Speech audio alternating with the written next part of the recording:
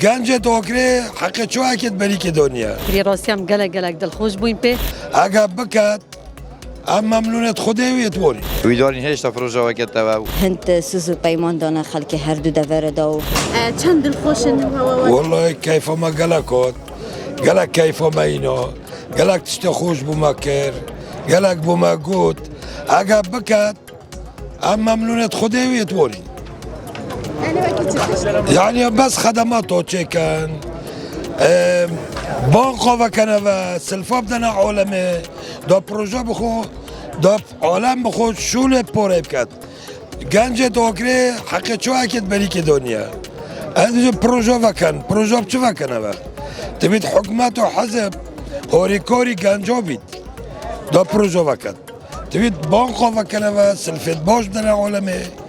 دو عالم شول پیب کرد دو گنج رابستن دو ریکا در و نگرن ریکا بحری نگرن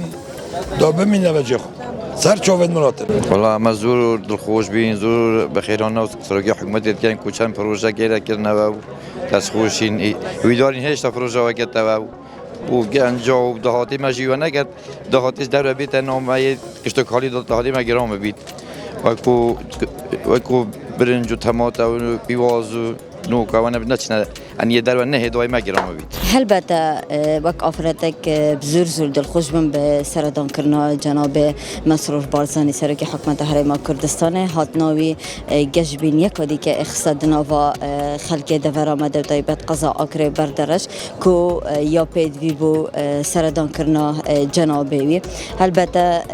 هند سوزو پیمان دانه خلق هر دو دور دا و هند پروژه را گاندنو هند پروژهش کدل دهات دا بین انجام دن براسي من وكو كنزك زور دلخوش بو برياني كجناب سروكي هو حكومة المكسان داي بو هردو دفر كبراسي مخ بروجا كان خدمت گزاري كان لبرجوندي هردو قضا بو ببي جوازي بيكساني بو براسي سپاسي سروكي حكومت هرم كردستان كان كافريكا سردان اوكري كري راسي هم گلک دلخوش بوين بي و هي دورين جورا اخيري نبيتن و بردام بيتن سر هاتناي بو دفراما